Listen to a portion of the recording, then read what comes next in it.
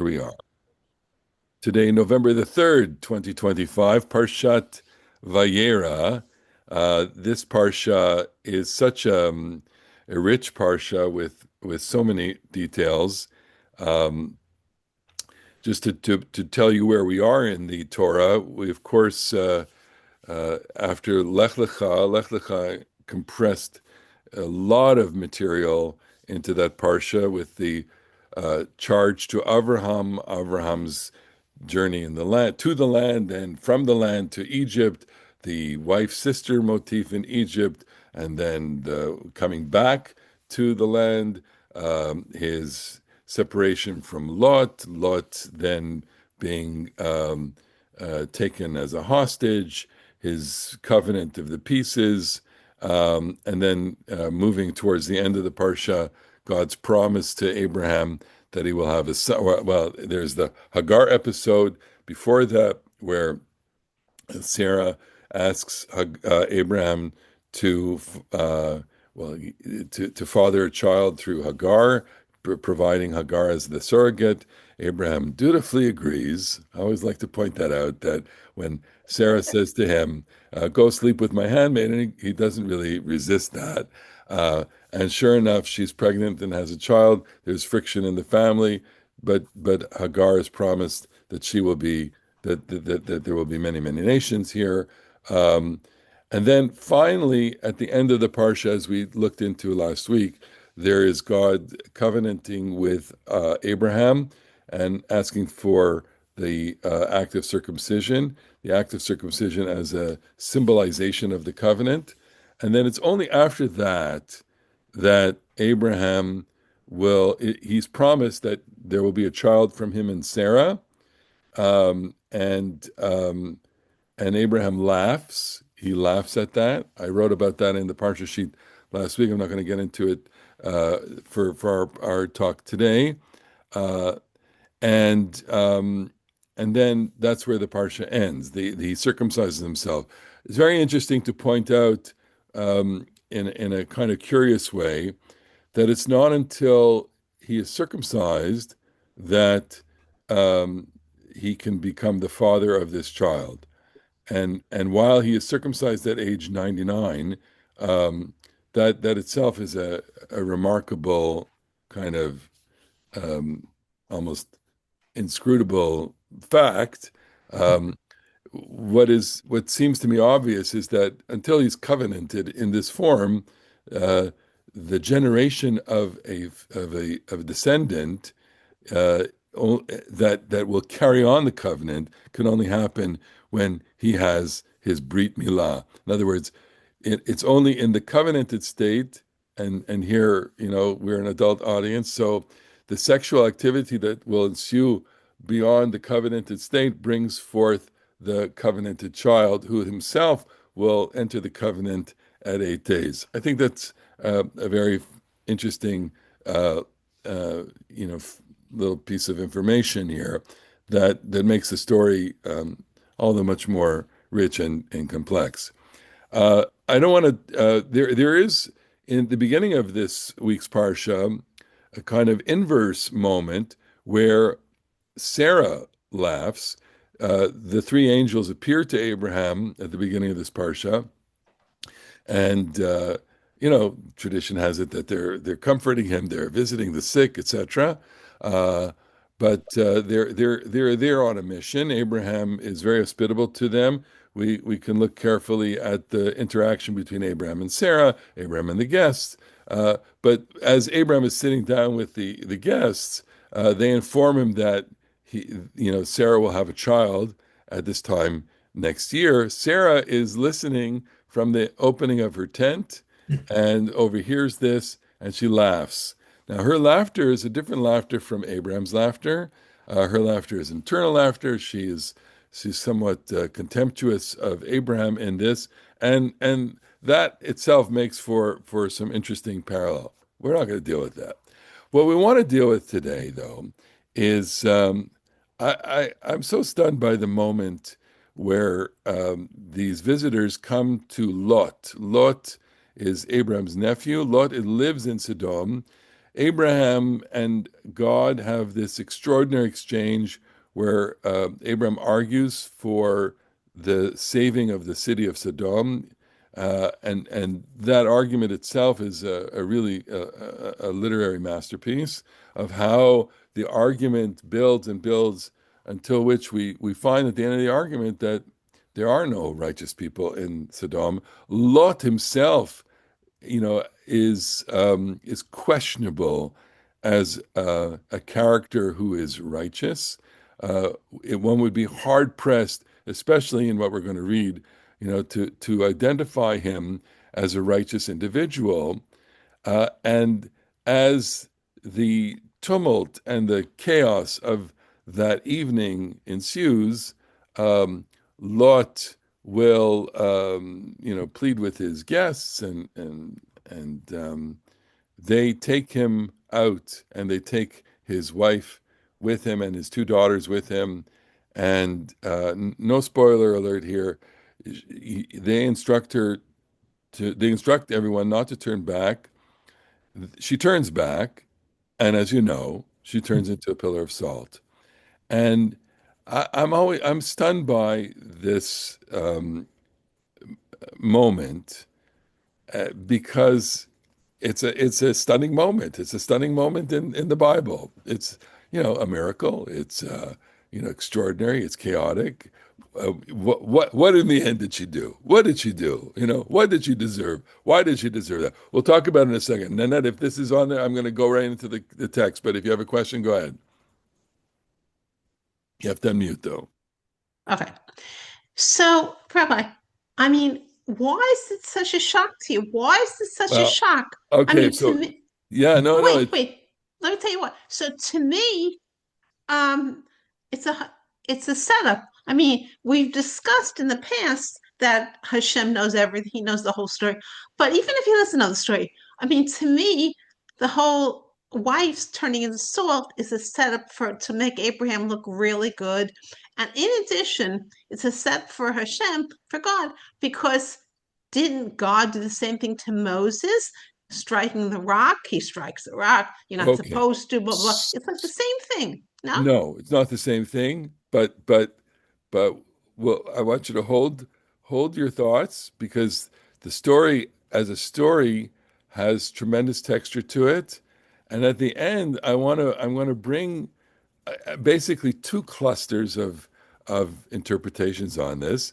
And I'm also interested outside of the story in terms of this as a motif. So us go right into it. But then I appreciate the question, because it's a question really about how the Bible works and understanding, the stories and what punishment is, etc. And you're absolutely right. This all fits into the idea of divine punishment, which functions in other stories. But let's get right to it here. Here we go. This is the story. Okay.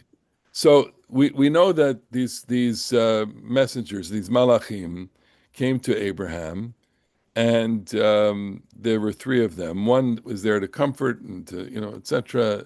Two of them get dispatched to Sodom to destroy Sodom. Okay, and here I didn't change the spelling, but this is the Everett Fox translation. Vayavo shnei malachim Sodoma ba'erev. The two messengers came to Sodom at sunset. Very interesting, just from a storytelling perspective. What the narrator is telling us is that this event is happening in the evening, okay?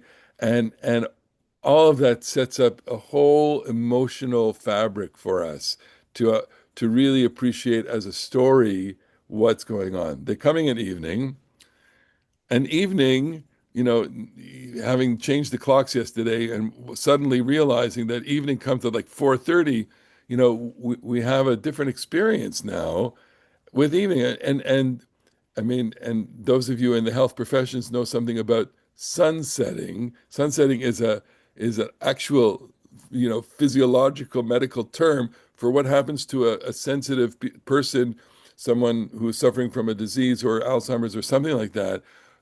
At the end of the day, it can be very, very difficult. Okay, so all of that is tied into sunset. That's our anthropological experience. Velot Yoshev B'Shar Sodom. He's sitting at the gate of Sodom, which tells us that he's kind of an important person, whether they think he's important, the people of Sodom, or he thinks of himself as important. He's at the gate. What's at the gate? The gate is where all the business action takes place in an ancient city. The gate is where court proceedings take place. The gate is a place of commerce and all sorts of things. It's a public place.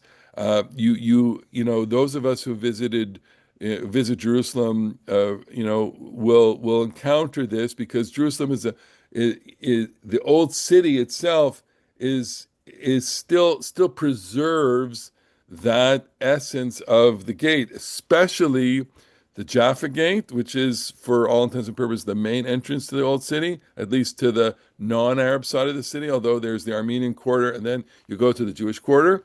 And then there's the Damascus Gate, which is a huge plaza where it's lots of gathering. It's now a kind of there's a it's constructed like an amphitheater almost, but it's a major gathering place. Okay, in antiquity, that's what the gates were. So Lot saw them, arose to meet them, and bowed low, nostrils to the earth, a payim arza, an expression of bowing low. He sees new people, all right, and this takes us into a certain character building of Lot, which we won't expand right now. And he says, Hinena Adonai, now pray, my lords, suruna, pray, turn aside, el beit avdechem, velinu, verachatzu raglechem, vishkamtem, alachtem nedarkechem. So come to my house, to your servant's house. Come spend the night with me. You may go on your way, so that when you get up in the morning, you can go on your way. In other words, he's at the gate of the city, which is the boundary between protected area and wild area or rural area, okay, which is essentially what the gate is. Come in, come under my roof, come for safety. And they say, no, we don't want to. We'll stay here, which is odd, okay, because the square is a vulnerable place. They want to stay in the place where they may be susceptible to all sorts of things, including, least of all the elements, wild animals, etc. But most importantly, you know, people, thieves, vagabonds, pirates, and all the people that you would associate with people who don't have a place to live and come marauders. Okay. We'll stay the night in the square. We will be there. Okay. There is also underpinning this whole idea of what the social etiquette of hospitality is in especially the Middle East, but in antiquity, hospitality, not like today, hospitality is something that guarantee, is a social contract, unwritten, of course, that we protect each other, we protect people because we want to be protected ourselves on our own journeys. Okay, so they say no. So he says he pressed them exceedingly hard. Vayasuru, they turned to him, and they came into his house. So they acquiesce. Vayas lamishte, he gave them what to drink. Umatzot afa, and he baked flat cakes. Vayochelo. I just want to give a footnote here because I always make this point about matzah. Matzah in the Bible, especially in this story, is not the matzah that we eat at Pesach, although it has the same word.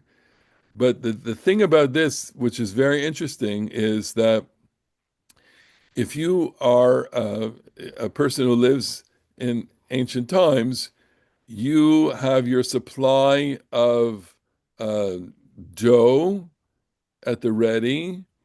It's like I once a little got into making sourdough. Okay, I didn't get really into it. It takes a lot of patience to do this, but dough sits around. If you can have dough sitting in a sack in a cold place, and it kind of ferments, and it kind of it's not going to go bad really quickly if it's protected by a sack or something. And so what people would do is prepare a dough and make it and bake a bread right away. Bake bread with a piece of dough, as the dough would be sitting around for days. Matzah is dough that's made immediately from flour that you have lying around and water that you have.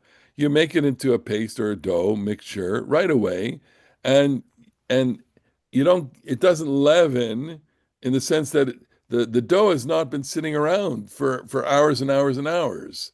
The dough is fresh. Now, it's an oxymoron to think of matzah as fresh. We don't think of matzah being fresh, but there's something you can make a fresh matzah in the sense that it's immediate. Okay, and matzah for this reason has the understanding that it's a bread of freshness, intentionality, and to a certain extent also purity, in the sense that the ingredients are only flour and water. And so this tells us, this is the way that the narrator is encoding to us, signaling to us that Lot is going out of his way to extend extra special hospitality to his guests. They had not yet lain down when the men of the city, the men of Sodom, encircled the house from young man to old man, all the people, even from the outskirts. So this is where it gets really ugly, okay? So obviously, it was known to everybody in the city that Lot brought, guests into his house. Why was it known? Because he was standing at the gate. The gate is a public place. So what this tells us is, there's a whisper. The news spreads quickly, as news does within small communities, and because these are new men, and this is Sodom, and the sense of the possibility of this sexual uh, um, excursion, so that there is a sense that the gang, I mean, the Torah is really trying to define for us how corrupt and awful this city is, because there's a whole gang of men that want to come and rape these two men. Okay. So they called out to Lot and said to him, "Where are the men that came to you tonight? Bring them out to us. Like, you Lot, you give them, hand them over. We want to know them." Okay, and that is the Bible's way of saying very nicely, we want to rape them. Okay, because knowledge is, it's not a euphemism, but in the context of other relations, for most recently the uh, Adam and Eve, Vayida Adam et Chava Ishto, he knew her. Okay, so here it's not that we're going to sit down and play a game of bridge. Here it's we're going to rape them. Okay, Lot went out to them to the entrance, and the door he shut behind them. So he's trying to protect the people inside the house. He shuts the door and says, Al na achai tareu, pray, brothers, do not be so wicked. Don't do this. And this is, I think, the worst verse in the entire Torah. Okay. I I can't I can't I can't bring myself to trying to clean this up. הנה נא לשתי בנות אשר לא ידעו איש, הוציאה נא את הן אליכם, ועשו להם כטוב בעיניכם. I have two daughters who have never known a man. Pray, let me bring them out to you, and you may deal with them however it seems good in your eyes. Only to these men do nothing, for they have, after all, come under the shadow of my roof beam. I don't know. I don't know a kind way to interpret this verse. Okay, wait. It the at the surface it just it screams irony, which is to say, here's the irony of the fact. Here is the man that is the most righteous person in the whole city of Sodom, doing the most despicable thing possible, which is saying, I'm not going to let you rape these men, but you can rape my daughters. Okay. So that's just horrific. And ordinarily I'd find all of the, other kind of apologetic interpretations, but I'm going to let that sit unless Susie, you have a comment here that, I don't remember where I heard it. It was on a Zoom somewhere. yeah. Uh, so I don't recall the teacher who said it, that this, he wasn't being serious, that this was a sarcastic. Okay. So, Yeah. so I I can, don't I think can, that, like, take my daughters instead. No, it's like, forget it. Like, what, I would give you them, it's like I'm not giving you them either. Okay, so I could accept that. I certainly am one to read a lot of sarcasm in biblical things and stories, and especially humor as well. Um, and I just uh, it, I normally really try hard to enter into the world of the story, um, and into the characters and to develop a certain kind of empathy. That's the gift of storytelling and the gift of being a reader. The joy is to leap into this scene and you know and the way that the other people teach, they say they want to hear the music, not necessarily the melody, but what's the tone of voice, what's the cadence, what's the expression, etc. And it's banging my head against the wall. It's really I don't know how to yes, it could be a cynical thing, it could be a sarcastic thing, but in the context of what is despicable, this is the most despicable, and so what I think is going on here, and this is why I lean towards, well, he actually means it, is because there there's something that the narrator is trying to tell us about Lot and about his relationship with his daughter, certainly as it comes out later, because in the later part of the story, he actually sleeps with his own daughters. So it becomes ironic, squared. Um, and it basically tells us that Lot is not only a dolt, an imbecile, and so unworthy of the title, but in itself, if this is the best that this town could offer, this town is really bad. This is, and that if Abraham was thinking about Lot when he was arguing with God about saving the city, then look how awful this city is. One more thing that we need to kind of highlight is that Lot, and I do like following the trajectory of his life. You know, he is the son of Abraham's dead brother, with whom he has a very important relationship. Abraham and Lot. Abraham almost sees Lot as an adopted son, and Abraham really takes responsibility for Lot. But Lot, once they come into the land, Lot and Abraham have a conflict, and they separate. And Lot chooses the lush area of pasture, uh, and Lot ceases to be a pastoral nomad. He ceases to be a shepherd. He ends up in the city. This is the Bible's way of saying, you sold yourself, you sold out, because we proud descendants of Abraham, we're pastoral nomads, we're shepherds, okay? Which means we're independent. It's not that we are, you know, we, it means politically we're not beholden to the power of the state or the power of the local sovereign. And what a city is politics. A city is governing structures, shared resources, shared security, and who your allegiance is, and it's kings. Okay. And Lot goes for this, and the impulse to go for this is the impulse of wealth, prestige, and a bit of fame. Okay. and the his position at the gate signifies. That's why I said at the beginning, it's its own self-understanding. I'm so important. I get to sit at the gate, right? Whereas the rest of the people in the town don't really care for him because they think of him as an interloper. I'm going to stop there. I'll let Alana and then John. Go ahead. Oh, me? Yes, It, Alana, go ahead. okay. Hi. Uh, what is the message from this story? What is the Torah trying to teach us by presenting this terrible happening?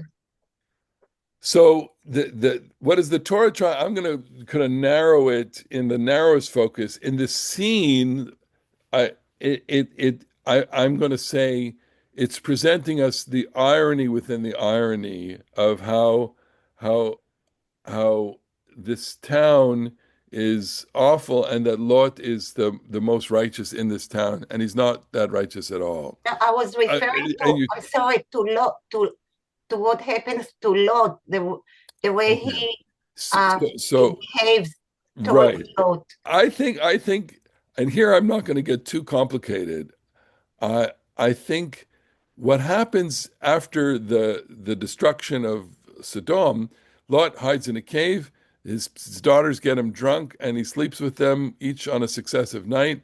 And from them, they have the children Ammon and Moab. Okay, Ammon and Moab are they're not arch enemies of Israel, but they're the neighbors, the neighboring nations of the land of Israel that do not allow Israel through on its way through the desert into the land to pass through their land. So you can see the Torah's irony here. These two nations do not offer the most basic element of hospitality, that is to say, water and lodging, in the sense that these two countries, these two peoples say, you're not allowed to come through our land and you're not allowed to drink our water, okay? Which is a violation of the code. And so because of that, I think we project back into their origin. Well, what do you expect? These are the children, the nations that have been spawned out of this horrible incestuous union. So you expect them to be evil. I mean, this is part of the Torah's polemic against these two awful nations, evil nations. It would be almost like saying, you know, without getting too political, but there are plenty of nations that hate us in the world. Okay, so I'm thinking, the first one that comes to mind is Iran. We'll leave Iran alone because they're despicable. But Turkey, Erdogan is such a vile anti-Semite, such a putrefying anti-Semite. So it won't take much of an imagination to invent a backstory for this awful anti-Semitic character, which is exactly what this story is doing. It's like saying, here are two awful nations. What's the backstory? The backstory is that they were children of incest and that their daughter slept with their father, and that's how they came into being. So you expect anything more? That's basically what it's saying. That's my simple explanation. Go ahead, John. The condemnation of urban life that you mentioned Yes. reminds me of Jefferson. Thomas Jefferson looked down on the people who lived in the cities. The virtuous people were the farmers. And his rival was Hamilton, who was a man of the city. Right. Well, it's a good analogy, and we could, imagine to what extent Thomas Jefferson was influenced by a biblical worldview. There was some of that, but that would be way beyond my own area. It is interesting to see the parallel, and to see that that the city. We love the city on some level because the city is where all the action is. The city is where, and I had a teacher in rabbinical school, Rabbi Wexler, who he said he was a quintessential New Yorker, and he said, New York is one of the great achievements of Western civilization. And he's absolutely right. New York, I mean, it's the most exciting city, the most, the greatest variety, the greatest everything. That's New York, okay? And what makes New York great? I mean, not to get too political because we're on the eve of an election in which most likely, a contemptible individual is going to win because of his attitudes toward Israel and the Jewish people.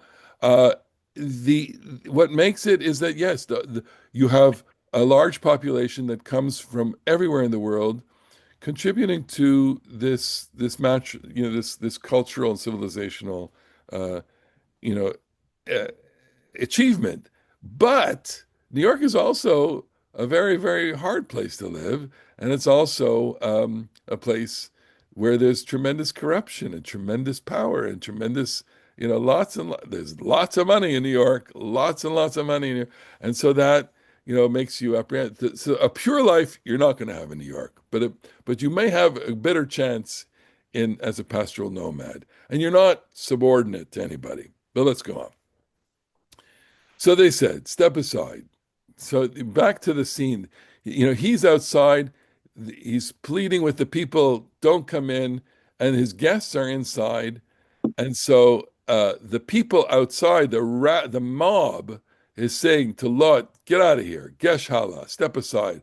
Vayomru, and they said, Ha'echad ba lagur vayishpot shafot. This one came to sojourn and would judge, play the judge.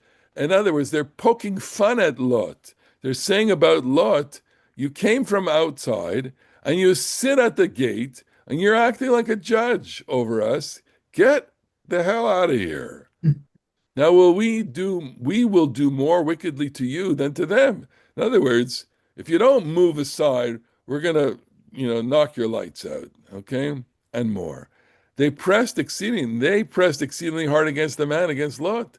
Vaikshu lishporada. They wanted to break the door down to get inside to these men. So what happened? From inside, Vayishlichon Hashem et yadam. The men put out their hand. Vayaviu et Lot alehem. They grabbed Lot from inside. Such a beautiful scene. And they yank him inside the door or inside a window, who knows what, inside the door, and they shut the door. They go out, they bring him in, okay, to save him, right? This is, the safe room. I mean, I hate to say it like this. I mean, the terrorists are outside, and these two angels, these two messages are in the safe house, and they open the door, they grab him in, they shut the door of the safe room, and they barricade the door inside, and then they have miraculous power. Thank you, Nanette. Right? The men who were at the entrance to the house, they struck with a dazzling light. They, and here again, it's a fantastic story because it has this element of the miraculous, the magic, or not the magical, but just like, they have laser power. They have the ability to blind the mob from young, great and small, so that they were unable to find the entrance. They were blinded. The men said to Lot, whom else have you here? Do you have a son-in-law, sons, daughters? Bring anyone whom you have in the city out of the place. Okay? Who's missing from this list? His wife. The wife is missing. Okay? Not an accident, in my opinion. Although, you can say if he has daughters, he probably has, there's an assumption here. But the fact that they don't list here only raises in the mind of the listener, wait a minute, what about the wife? What about the wife? Where is she? What is she doing in all this? Right? And which side is she on? Where does she, and not to go too deeply in this, but there's a whole theme of sexuality here, and there are daughters here, so there must be a wife. Or not? Yes, go ahead, Susie. Yeah, he mentions that they mention the son-in-law first. So there's son-in-law, sons, and daughters. It's sort of like it's very, very strange. Okay, and if they were all knowing, then they should know who's exactly there. But they're saying to Lot, you can see it's such a chaotic moment. And that's what I mean, this is how I would interpret it literarily, which is in a chaotic moment, you inverse all the order of who's important. Your sons, daughters, the son, you already mentioned his daughters, so they know that they're daughters, but and he already mentioned that the daughters are virgins, basically. They have not known him. And so where is the son-in-law here? And what's going on? So, I mean, the commentators are going to kind of try and unravel all of these little threads here. I don't want to say it's irrelevant. It's relevant, if you want to go there. But, in terms of a literary textual approach here, it's not the focus. The focus is there's chaos here. Everything is chaotic. And we don't know who he is. We don't know what he is, Lot. He is a Stadlan. He wants to live and be powerful. And he's got his little house with something in it, with at least two daughters in it. But, you know, he's also not Abraham. Okay. And that's another thing. So, when Ilana asked before, what is this about? On some level, this is about, of course, the ancestry of Ammon and Moab, but it's also placing Lot as a kind of foil to Abraham and opposition to Abraham. Go ahead, Susie, again. So, well, so these visitors, so they're strangers. I mean, no, they're angels, but they don't necessarily know who is in the household. They might see, women of a generation below Lot, and they might see men there, so that they don't know. Is it Correct. They don't know, and of course we have no idea how big the house is, etc., and what's in. But it's like, you know, you this again. I go to this is a chaotic scene where they have to escape, right? And again, the first thing that comes to mind is October 7th and reading already the memoirs of the hostages, the people that and you hear these stories of the chaos of the moment. You saw the scenes and the terrorists come in and there is a kind of immediate negotiation of who's here, who's in this house, right? And so it's chaotic, and it's not because they have any knowledge. They want to do a quick assessment because as far as the terrorists are concerned, they want to know who they can kill and who they can take hostage. Here, the messages are coming in obviously for the the opposite reason, which is who can they save? It's like saying, tell me who there is here because our job is to save you. So I don't want to leave anybody behind. All right. So, but again, the irony of what they're asking is they leave the one person behind who ends up getting left behind. And the one person they leave out of the list is the wife. And she ends up getting up, but she's going to appear now. She's going to make her entrance in the next verse, okay? For we are about to bring this ruin to this place. They're great as their outcry before God. They're evil. They're horrible people. God is said. So they now kind of reveal themselves as messengers of God. Okay, well, different topic, different time, different lecture. What is a messenger of God? Let's just accept right now that there are messengers of God who are doing what God is asking, and they are revealing themselves to Lot and his family without knowing fully. They want Lot's agency in enumerating all of the people in the house. So Lot went and spoke to his sons-in-law. Again, a big riddle in terms of who One these daughter people got are. married in the meantime. They got married in the meantime. Before there was one son-in-law, now it's Now it's plural. two-in-law, right? So there are men in the house as well, which tells you again, it's like there's such chaos here, okay? Because up until now, again, the daughters are virgins, but there are sons-in-law. Are they married? Are they just betrothed? Again, the commentators are going to unravel this, but the surface is telling us it's a chaotic scene, all right? And what are they doing there? So again, Lot speaks to his sons-in-law, those who'd taken his daughters in marriage. Evidently, They had not yet consummated it, or maybe, I don't know. And he said, "Up, out of this place, for God is about to bring ruin to the city." But in the eyes of his sons-in-law, he was like one jesting. And this is, I'm going to say, literally a joke. Okay, this is a joke. Mitzachek is the word for laughter, jesting. What's the irony here? Well, the irony is Lot is his own son-in-law because Lot sleeps in the end, and the listener of the story kind of knows the ending. That in the end, Lot and his two daughters go into a cave. They get him drunk. They they marry their father. So Lot becomes the husband of his wives, of his daughters, which means that Lot is his own son-in-law. Incest, incest with your, I don't want to say disgusting, but when you engage in incest with your daughter, you are the spouse, but you're also the father-in-law of yourself. I am my own grandpa, right? It's a crazy situation. And the Torah is telling us how crazy it is by giving us this scene in which Lot is a clown.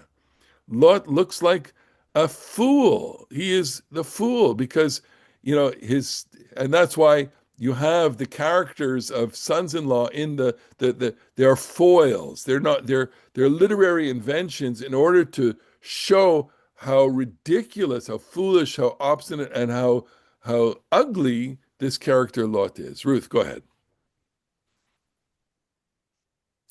So maybe we need to think of in the terms of this whole sons-in-law and who are the sons-in-law. We have to think a little bit more broadly. Maybe Lot had more than two daughters. Maybe he, like Tevye, had 7 daughters, and some of them were married and some of them were not married. So he still had 2 that were not Look, married. I so appreciate the All right. imaginative effort in that. Okay, and far be it from me to not validate that. I love that. Okay, however, we don't need to go that far. This is just ridiculous. Okay, and it's told to us to be ridiculous. Okay, and to show that this man is a droll, imbecilic fool who Abraham was justified in parting from and went way beyond what was morally necessary in order to try and save him. Okay. But he's necessary for the story because what ensues from Lot populates the region. Okay. And we've talked about that in previous lessons. All right. So now when the dawn came up, I love again the light, and the time imagery here is essential to the storytelling. So all night long they're battling around his house, which is, again, it's just so eerie to think about this, that the riot around Lot's house is taking place all night long, which is what riots do. Yeah. The messengers pushed Lot on, saying, "Up, take your wife. Here she is now, first time. So, and your 2 daughters who are here, lest you be swept away in the iniquity of the city." So you have sunset, you have a riot, and this is hours and hours and hours of the rage outside. And Lot doesn't want to go. He is like, no, you can see it inside. You could imagine the conversation between him and the messengers, which is, "I'm not ready to go yet. I can't go yet. I go no. And we don't get the kind of the transcript or the video of all of these hours between the initial onslaught of the men and dawn, but it's hours, okay? And finally, it's at dawn, which is the signal to us that you got to go, okay? It's going to happen. And you got to come with us. Take your wife. Now they know there's a wife there, okay? It tells us that there's been a lot of process, a lot of conversation in this scene. take your two daughters who are here, lest you be swept away in the iniquity of the city. You got to go. He lingered. He lingered. Vayid Maman, there's, and the cantillation has a pazer on it, longest note. So the men seized his hand. That's a light translate. Vayachaziko anashim biyado. I'd call Everett Fox up and say, seized. It's like I would use grab. Grab. They clutched him. They grabbed him. His wife's hand. Okay, so there she is again, and the hand of his two daughters. Right, they're no sons-in-law. Yeah. Okay. And since God's pity was on him, okay, well, we'll talk about this. And they brought him out and left him outside the city. Okay. They take him out of the zone of danger. Okay. This is like, we could do probably a whole lesson on that. That's what you have compassion on. I guess so. This decrepit, imbecilic person is the one that you have compassion on. Okay, I guess why? Why? Because you know what? Your uncle is a good guy. Abraham is your uncle, and that's the only reason I don't want to, spend too much time on that. Then it was when they had brought them outside that one of the messengers says, "Himalet alav shecha, get out of here, run, escape." Al tabit acharecha. Do not look behind. Al tamod. Don't stand still. Bechol hakikar, anywhere in the plain. Hahara himalet pentisafeh. Go to the mountains. You're going to get killed. It's like there's going to be, we did this one year. It's a meteorite. Okay, there's evidence in the plains of Sodom and Gomorrah that there was a meteor collision in antiquity that completely destroyed everything, and from which that area was not able to recover to this very day. Okay, so they said, "Get out of here, run to the hills, where you're going to be safe." And so Lot again says, "No, pray, my Lord." I mean, how stupid do you have to be? Now pray, your servant has found favor in your eyes, and you have shown great loyalty in how you have dealt with me, keeping me alive. But I am not able to escape to the highlands, lest the wickedness cling to me and I die. I'm not exactly sure what this means. I don't want to go into it, but he says, I can't go. So now pray, the town that is near enough to flee, and it is so tiny, pray let me escape there. Is it not tiny? And stay alive. So he said, evidently there's a neighboring town that is out of the zone of danger. And they said to him, "Here then, I lift up your face in this matter as well, by not overturning this town of which you speak. This town is outside the zone of danger. You're going to go there. Make haste, escape there, for I am not able to do anything until you come there." Therefore, the name of the town was called Tzoar, tiny. Okay? Again, this is a footnote in the story. You don't want to deal with it. The sun was going out. This is dawn now. As Lot came to Zoar, he comes in and he's getting shelter. And God rained down brimstone and fire upon Sodom and Gomorrah. This is when the meteor collision happens. It's like a nuclear explosion coming from God from the heavens. He overturned those cities and all of the plain and those settled in the cities and the vegetation of the ground. Everything gets destroyed. It literally is akin to a nuclear explosion. And here we have the final scene in this final little, this junction, and it functions as a junction in the story, but I'm putting the coda here. His wife gazed behind him, and she became a pillar of salt. She becomes the pillar of salt. And I find it's stunning in this on all of these levels. What was so terrible? What did she do? What did she do wrong? And why did she turn around? Even when she was told, everyone was told, he was told, but she was supposed to have learned or listened. Don't turn around. So I want to get your reactions to that, because the text really never explains it. There's lots of midrashim on this. They're beautiful in a sense, and the motif itself is a fascinating motif. So let's go into it. Susie, go ahead. So whenever there's a coming natural disaster, there are And then I these see you. Yeah, go ahead. there are these um, hurricanes coming in, and people are told to evacuate, and there are the people who are told who decide not to. I mean, I mean, some of them don't turn out to be as bad as they were predicted to be. But I remember there was one in a good number of years ago, and people were told to evacuate the lowlands, around like the there's water here, the Long Island Sound and whatnot. Right. And there were people who went out to Orchard Beach who went out to the beach because they wanted to watch the storm coming in. I mean, like they were idiots. And So good. That's very plausible. I like that. There are people. fortunately, it wasn't as bad as predicted, but a lot of people could have died doing that. Sure. So you're saying, look, she's just curious, and give her that, okay? I give her that. Nanette, go ahead. Go and unmute.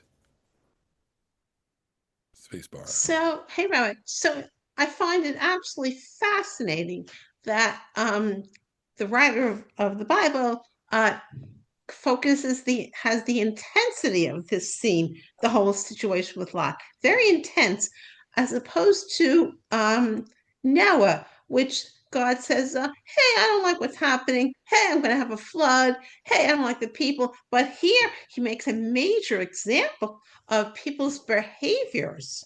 Yes, Lot and correct. his the behaviors. So you're quite correct in making a connection between Lot and Noah, and that is, there are some themes here. Of course, the theme of flood, the theme of destruction. God did promise that he would not bring destruction on the world. So Lot, and the destruction of Sodom seems to be, not a violation of that covenant, but since it's not the whole world, God is off the hook here. But you're quite right that the two characters are in some ways very similar because while they're both, righteous in some ways, Noah certainly, Lot relative to everyone, at the least only because of his relationship with Abraham. But Noah in the end, becomes a kind of pathetic figure, and Lot is a pathetic figure here. Go ahead, Ruth. So the closest analogy I can think of to this is 9/11. So the airplane hit the building and there were thousands and thousands of people. The reaction was to run. So they all ran uptown and they were running for their lives. And I don't know, I didn't interview anybody, but I'm sure a lot of people stopped to look back to see what was happening. They wanted, the pillars of smoke and everything. And I think it was similar. You want to see what's happening, even though they had to get out of there as fast as they could. I'm sure thousands of them stopped and looked behind them to see You're the absolutely destruction. right, and again the same thing I'm sure with October the 7th, and it's a natural thing. I'm sorry, Marlene, we started earlier today because of Morty's lecture, but it's a natural tendency that you have the curiosity to look back and to see, when I mean this moment is an archetype. It's an archetype of how to function within a catastrophe. Don't look back. Don't look back. Don't look back. You got to go for it. Keep your, you know. And before I go into the homiletical of it, it's like, you know, anyone who looks back at the towers crumbling or the scenes of devastation October 7th, there's a trauma there. Ilana, go ahead. Well, like you're saying, when you run away and you don't have time and it's a matter of life and death, you don't have to look around and take your time figuring what's happening. And I think the symbol of pillar of salt, why isn't it a pillar of sugar or of sugar or honey? Because salt later on, salt is supposed to be a cleanser. It cleans our bad behavior. Well, Something like nice. That's very nice interpretation, and I'll put that in the on the side of plausible.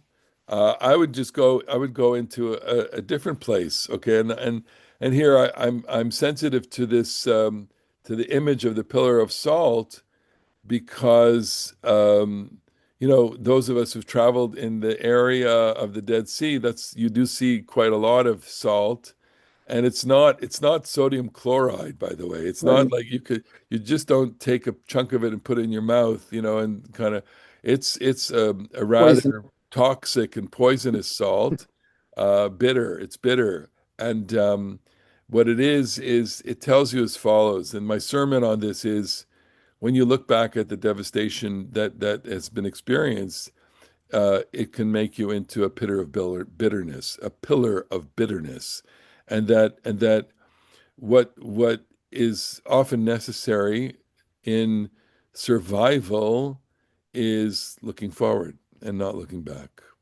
You can't look back because when you look back, you'll turn into a pillar of salt. Marlene.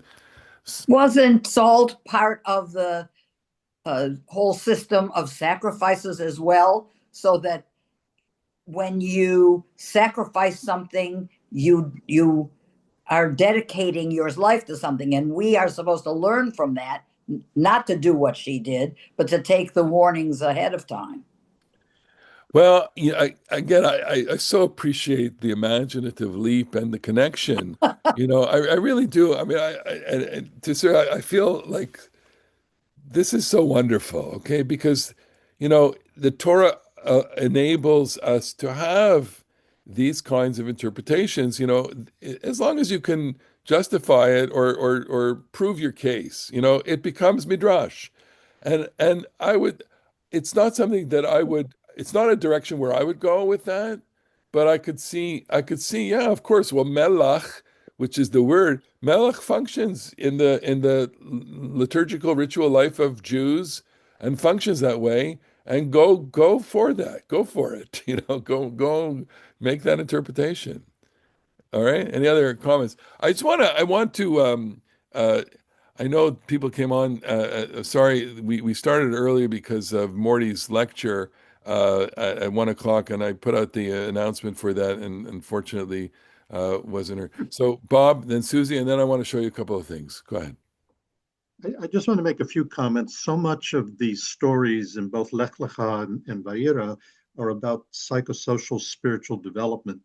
And there's a Lot and his wife in all of us, right? That's a perspective in this. Right. There's a Yetzer Hara in action here. And so part of the question to me, there were several thoughts. Are we learning about what is and isn't hospitality? For the people in Saddam, that was their form of hospitality. We'll give this, we'll do this, we'll do that. But that's not what Abraham would do. And so we're contrasting Lot and the family and the town with Abraham. The other thing with looking back is they're not engaging in any lech lecha. They're not leaving their past, their background, their home. And so that's another message.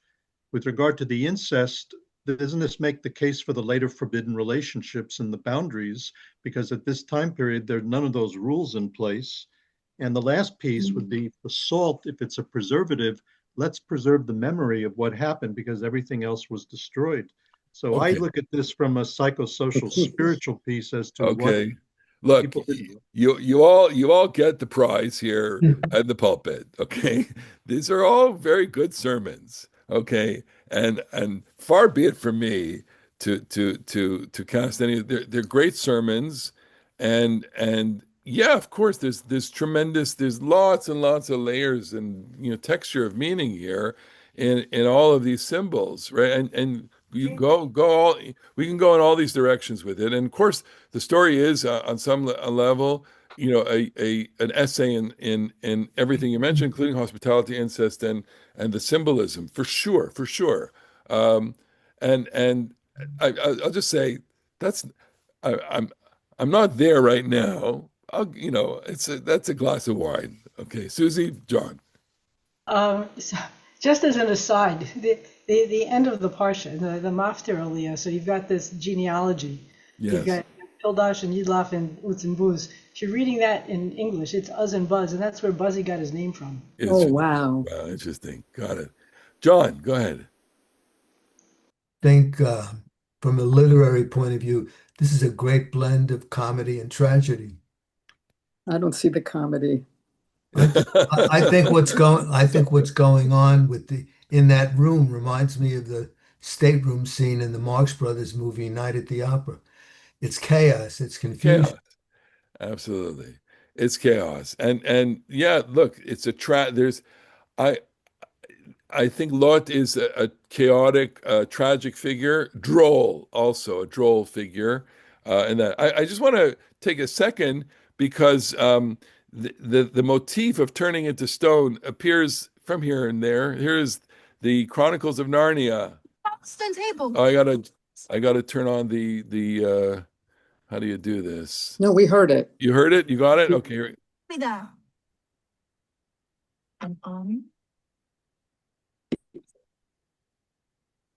There's the fox. Thank you, Edmund. I'm glad this creature got to see some honesty before he dies. Bingo. Okay. Turning into stone. How about that? I have other examples of this. Right. And I did the chat GPT ask of, this is it is a motif in folklore, by the way, to petrify. Someone help me on the etymology of petrify. Petra is a rock, is it? Petrify, to make into rock, to turn. So petrify, there's something called petrified wood, which is wood that turns into stone. So the petrification of an individual is a motif that you find in folklore. And typically, one who turns into stone is devoid of feeling. So we'd have to kind of do a whole little seminar study on, what does this motif mean, and where could take us? Okay, I'm for my I'm fixing a phone call, but we'll do this anyway. I have a couple of things that the midrashim do. Lots of interpretation. By salt, Rashi, she had sinned, and by salt she was punished. What? She was sinned with salt. Lot said to her once, "Give a little salt to these strangers," salt being like a condiment for food. And she answered him, "Do you mean to introduce this bad custom also into our city?" Which is, I'm laughing only because, like, you're supposed to know that this is a bad custom. I don't know what that means. But the Midrash, basically, that he's taking from, which is Genesis Rabbah 54, gives the whole story.